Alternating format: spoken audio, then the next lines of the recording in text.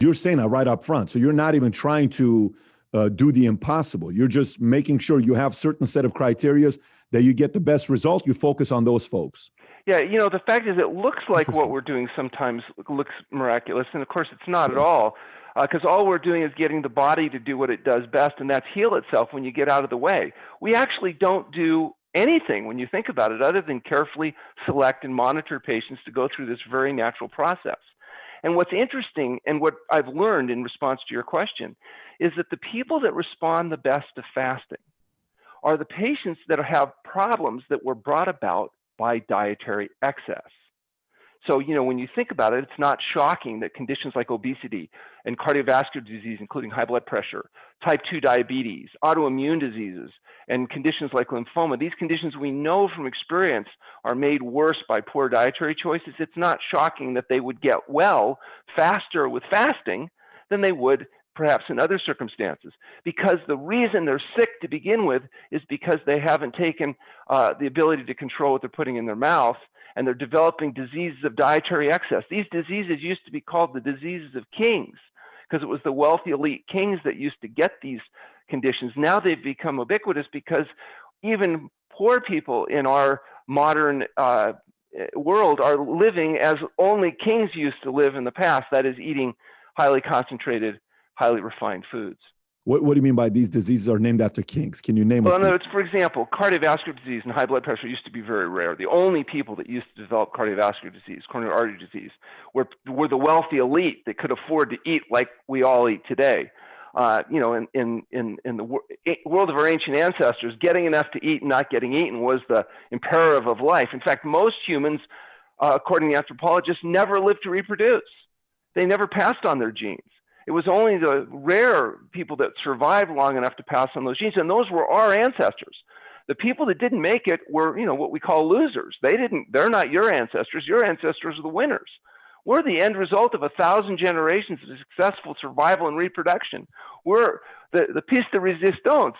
And the problem is our brains that allowed us to do that were evolved in an environment of scarcity. And now we've changed the environment because humans are so innovative and so creative. We've been able to change our environment. And now we live in an environment of abundance. And as a consequence of those changes, our brain doesn't serve us well unless we become very conscious of the vulnerability to the pleasure trap. That's very deep. So now you're saying 90% is you pretty much lock on to the people that are the ideal candidates for you to work on, not the impossible cases. What is an ideal candidate to go on a potential 10, 20, 30, even a 40-day fast? So I find what appropriately motivated patients have better long-term success. And the most effective motivation in my experience are pain, debility, and fear of death.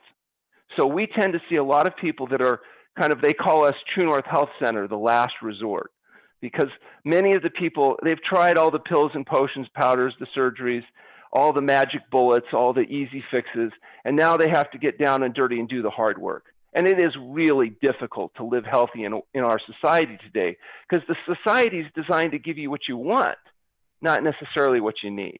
And what we want is to live without having to limit any of our behaviors. And what we need is to figure out a way to escape the dietary pleasure trap and actually give the body a chance to heal itself. How do you do that? What we do is education. So we teach people about the fact that health results from healthful living. And from our viewpoint, healthful living involves diet, sleep, and exercise. So we teach people how to make sure they prioritize their sleep, that they get appropriate activity, and that they control what they put in their mouth. And from our viewpoint, that diet is a whole plant food diet that's SOS free. And as you know, SOS is the international symbol of danger. It also stands for chemicals that we add to food that fool the satiety mechanisms in our brain, lead to systematic overeating, and lead to the metabolic syndrome that's epidemic today. And that metabolic syndrome is responsible for contributing to the diabetes, the high blood pressure, the autoimmune disease, and some forms of cancer. So when people are educated about that, they can make a decision to make sure they're sleeping, exercising, eating properly. Some people, that's not enough. They need a little extra help, and that's where we have an inpatient facility where people can come in and live in a controlled setting so that they can go through fasting if necessary safely. They can make the dietary changes, and they can get educated about what it's going to take to actually get well. And once people experience getting well, sometimes they're motivated to comply.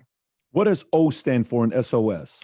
Oil. So it's salt, oil, and sugar. Those Right. are the chemicals that we put in the food that make us fat, sick, and miserable. So those are the words: salts, oil, and sugar. Yeah, so these are not actually food, but there are fractionated food byproducts that we put into the Right. food to stimulate the dopamine in our brain.